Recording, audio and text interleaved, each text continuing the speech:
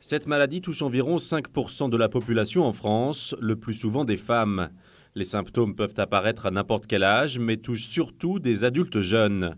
Douleurs abdominales, ballonnements, troubles du transit, le syndrome de l'intestin irritable, aussi appelé colopathie fonctionnelle, se manifeste par de multiples symptômes et est souvent douloureux. Jean-Marc Sabaté est gastro-entérologue à l'hôpital Louis Mourier à Colombes. Il nous en dit plus sur cette pathologie.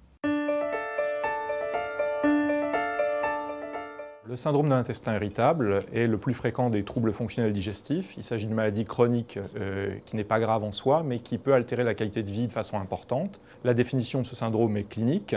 Elle associe des douleurs abdominales et ou un inconfort associés à des troubles du transit, avec une anomalie de la fréquence ou de l'aspect des selles. Et on distingue différents sous-types en fonction du type de trouble du transit, avec diarrhée prédominante, avec constipation prédominante ou des formes mixtes. Il existe différentes causes reconnues au niveau du syndrome de l'intestin irritable. Il y a des causes qu'on dit périphériques, qu'on retrouve donc au niveau de l'organe cible, donc au niveau du côlon, et des causes centrales. Concernant les causes périphériques, on a des troubles de la motricité intestinale.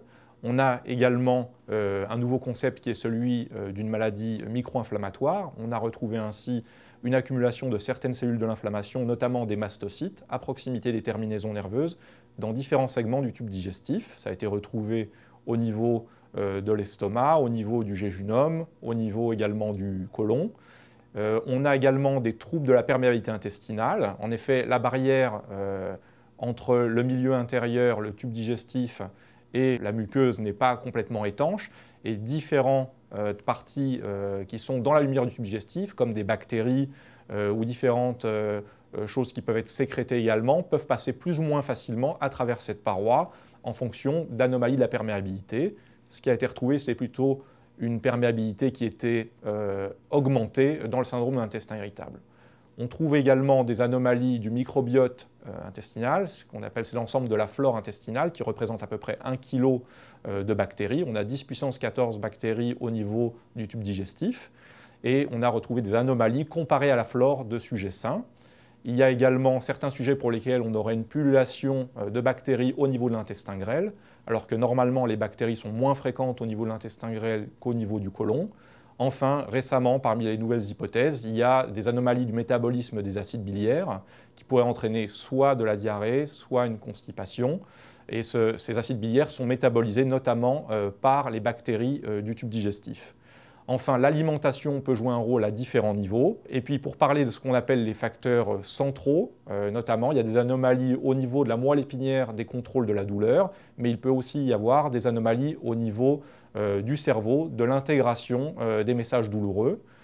Concernant la partie des facteurs déclenchants, on sait peu de choses dessus, mais on a quand même quelques formes de syndrome de l'intestin irritable qui débutent après une gastroentérite, dans les 6 à 12 mois qui suivent une gastroentérite, ce d'autant qu'elle est prolongée, qu'elle dure par exemple plus de 5 jours et qu'elle survient sur un terrain prédéterminé avec notamment un terrain anxieux et peut-être plus souvent chez les femmes, on peut développer un syndrome de l'intestin irritable donc après ce type d'épisode. Également, certaines personnes rapportent le développement de syndrome de l'intestin irritable après des traumatismes psychologiques importants. Enfin, l'alimentation, 2 tiers des patients déclarent que l'alimentation peut majorer les symptômes digestifs et que les symptômes digestifs surviennent à proximité d'un repas.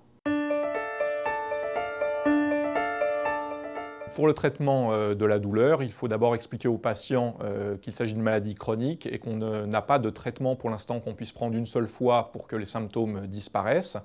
Alors, on essaye de fixer des objectifs raisonnables, comme par exemple la diminution de la douleur de 30 à 50%. Il y a également différentes façons d'aborder le traitement, un traitement en continu ou un traitement des épisodes douloureux. En première intention, on utilise et on recommande l'utilisation d'antispasmodiques. En seconde intention, après échec de ce premier traitement, on utilise des antidépresseurs à des doses plus faibles que celles utilisées habituellement dans la dépression. Également, certains traitements alternatifs ont fait la preuve de leur efficacité, c'est le cas de l'hypnose. Il est important d'avoir une bonne relation patient-médecin et également de faire ce qu'on appelle de l'éducation thérapeutique. En effet, le niveau de connaissance des patients sur cette maladie est faible. Ils peuvent craindre que cette maladie évolue vers un cancer ou un autre type de maladie. Donc il faut leur rappeler le caractère bénin de cette maladie, ce qui n'exclut pas qu'ils ont une altération de la qualité de vie qui est parfois importante. Il est important aussi de leur rappeler que si les examens sont normaux, ça ne remet pas en cause le diagnostic, parce que le fait d'avoir des examens normaux peut créer une anxiété chez eux et une angoisse, puisqu'ils souffrent et ils ne comprennent pas cette normalité des examens.